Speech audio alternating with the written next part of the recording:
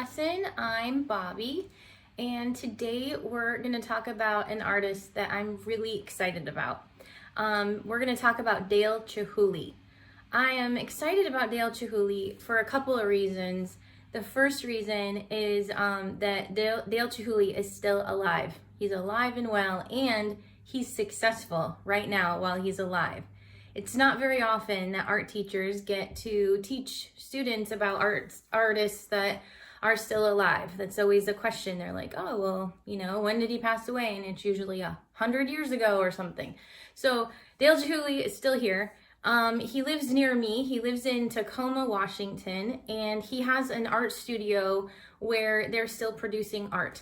I was actually able to go there and visit the art museum and kind of see some images from his studio at the museum. And I was able to purchase these little sculptures. This is a clay sculpture with some glass melted inside. So the reason there's glass in there is because Dale Chihuly is a glass blower. That's what he does for his art. That's another reason I'm excited to talk to you about his artwork today. Glass blowing is a really cool art. And I encourage you to go to Dale Chihuly's website. It's just simply chihuly.com, and you can see all kinds of neat things that he creates. He makes artwork for everywhere, for all over the world. And not long ago, I was in Jerusalem where I looked up and I saw this sculpture, and I thought, for sure, that's got to be a Chihuly. And sure enough, there's a little nameplate saying that it was his. His art is definitely recognizable. And when I decided to teach this to art students, it was a challenge to figure out, like, well, how can I do this? Because it takes fire to blow glass. And, I wasn't sure how it was going to work. So, of course, like all teachers, I went on the internet and I came up with different ways and ideas. And so this is just one of the ways that I teach this to my students. I actually have a sculpture that some second graders made this school year. So this is kind of like what you'll find at a Chihuly museum, except this is not glass. This is made out of coffee filters and Crayola markers. So this is a very bright, beautiful, colorful thing. I actually had this up at an art exhibit earlier this school year. So this is what we're gonna make today, guys. So get ready, it's gonna be fun. This is probably the most involved, sort of messy projects I've done for YouTube. So I hope you enjoy it. I cross your fingers it goes well. It's really not that hard though, which is why it's so encouraging to me to have this project for you guys to do. So let's get started. Okay, so what you need to get started with this is you can use computer paper, or if you don't have that, you can actually use a paper towel for this, or this is my first choice, but I know not everybody has coffee filters laying around anymore. You could use a coffee filter. The bigger the better, actually. So I will show you guys how to get your paper cut in just a few minutes. Let's go on with the rest of the supplies. So you'll need some kind of thin paper. Then you're going to need something to color your paper with. So Crayola markers, or you can use Target markers, doesn't have to be Crayola. The only thing you have to make sure of with the markers is that they're not permanent. We want the markers to kind of run a little bit, because the next thing you need is a glue substance. So it would be best if you have this liquid starch. If you could use this, it works really well. This is what I use with my art students, but I know not everybody has a liquid starch laying around. So you could make this paste that's kind of similar to liquid starch with 2 tablespoons of glue mixed with 2 tablespoons of water, and then you just mix it together with a brush. Then you're going to need a little kind of station like this. You don't need one of these fancy things. Not that this is super fancy, but you could use a cookie sheet or a box lid or something just so that you don't make a mess. I try my best not to make too big of messes around my house. So you need something that will contain a couple tablespoons of liquid. Then you're gonna need cups. You don't wanna use paper cups because we're gonna be putting a gluish type substance on. And if you glue paper to paper, they'll stick forever. So we wanna make sure we have glass or plastic so that the paper will come off once the glue has dried. And you wanna make sure that you can tip them upside down, and they should be tall enough so that when you put your paper on top, the paper doesn't touch the bottom. So you want to make sure that your cup is taller than your paper as it lays down. All right, so once you get your supplies, you can get started. Now, just real quick, for step one, it's going to be to make sure you have a circle for your paper. So if you don't have a coffee filter, this step is for you. So for using a paper towel, this is great because you actually get two. So if you have one of these kinds that I have that are like a third of the size or half size or whatever, you'll fold it in half and then you're going to cut the corners off. And this will give you two pieces. And you can actually do two at a time. So that's if you have a paper towel. If you have computer paper, I don't have white computer paper readily available right now. So this is what it's gonna look like. So you'll fold it in half and then you'll fold it in half again. And then you'll kind of cut this into kind of like a fan type of a shape, like that. You'll end up cutting more off of one side than the other, which is fine. Then you unfold it and it should be something like a circle. The cool thing about this is it doesn't have to be perfect because the edges of your shape are going to be wobbly anyway. Okay, so once you get your circle, that's step one. I'm going to decide to use my coffee filter. Step two is going to be to get your markers and you're going to color a radial design onto your coffee filter. A radial design is just a design that goes around your coffee filter. So here's one that is already done. Do you see how the pattern repeats all the way around the same thing over and over again? If you look at Dale Chihuly's artwork, he tends to have not exact patterns because glass is really hard to keep things exact, even for him.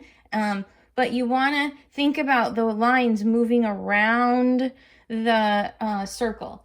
I have this one. If you're using construction paper, this is a design. And remember, these designs are not going to be exact because you're going to put glue on them and all this marker is going to run into each other. So once you get your radial design done, well, actually, let me show you a little bit. I want to show you that if you're using a coffee filter, the paper is really flimsy. So here are a couple tricks. I guess it'll help to show you this. A couple of things. If you work your way out from the middle, it's a little easier to draw the radial design than to come in. If you start to try to come in, the paper might wrinkle and it makes it a little more difficult. So if you go out into out, that works best. The other thing is if you turn, see how I've been turning this? I'm right-handed, so if I turn my paper to make it easier for me to draw with my right hand, it just takes a big load off. So that's the beginning of my radial design. I might want to go back and add some patterns like dots or something like that. The other thing I want to tell you is that you want to keep this paper and coffee filter really dry while you're creating your design. So if you're like me and you have a dried up old marker, a lot of times I'll dip them in water so I could use them. Don't do that for this because you want to keep your paper pretty dry. So try to use, you know, the juiciest markers you have. Mine tend to dry up really quick. But as you can see, you don't need to spend a ton of time on this design. You just take your marker around in a circle and see where it takes you. So once you get your radial design done, you are then going to get your station set up. So this does not take long at all. The longest part is probably getting your design on there. So now here's your station. This is the best part. I love it. All right, so you could do 2 or 3 at a time. We'll just stick with 1. I like to use these little glass jars for things. And you're going to drape your design over the cup. So you kind of want to center it on the base of the cup like this. And again, I think I mentioned this earlier. You want to make sure that your cup is taller than your paper is. You don't want this dripping down and touching because it could get stuck to whatever you're using, especially if it's like a paper box lid or something. So once we get this done on here, you're going to decide like what are you going to use for your sticky adhesive. You could use again glue mixed with a 2 tablespoons of water per 2 tablespoons of glue, or I like to use liquid starch.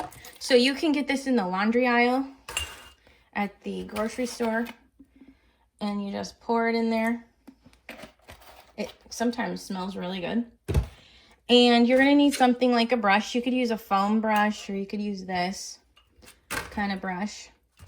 And you're gonna hold this right in the middle.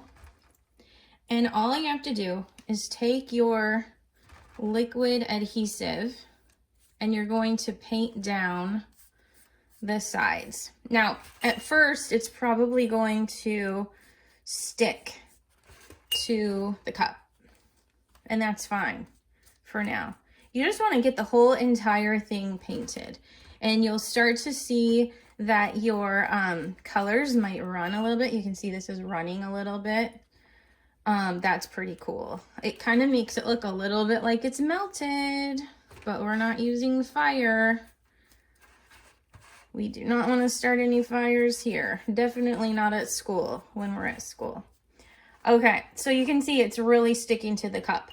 You don't want it to dry that way. You want to kind of peel it now. This is the sculpting part. This is where the artist in you is going to come alive. So when you get the full thing completely wet, you're going to kind of fluff it out. And you're going to shape it however you want. See, it's a messy thing. Make sure you have some kind of a paper towel around to wipe your fingers off with, or a sink nearby. And then all you have to do, guys, is let that dry. And it should probably take like overnight or something. And this is what you'll get. So this is hard. This is one of the paper towel ones. And I really like the way the colors ran on this one. I think paper towels probably have more of a kind of texture on them, so the colors run together a little better. This one is a computer paper one. This looks a lot like a Dale Chihuly kind of piece of artwork. And this one is coffee filter. The other thing is after you get it, it's still a little bit flexible, so you can still kind of bend and turn it to get it just how you want it. And then this is my favorite part, guys. I'm gonna set this aside. My favorite part is when you make a bunch of them, and this is what Dale Chihuly is known for, is doing these big things called installations. You make this big sculpture out of all the different ones you make. And you can hang it up in your house or in your window. I wouldn't hang it outside because it's not waterproof. And so you can see these are the beautiful ones that my second grade students made this year. So they're so pretty, and it looks the best when it's hung up and they're all together. So hopefully you guys enjoy this project. I know that I do. I know that my students do. Yeah, so have fun creating your Dale Chihuly. And don't forget to go to chihuly.com to watch some of his videos, because he truly is the master.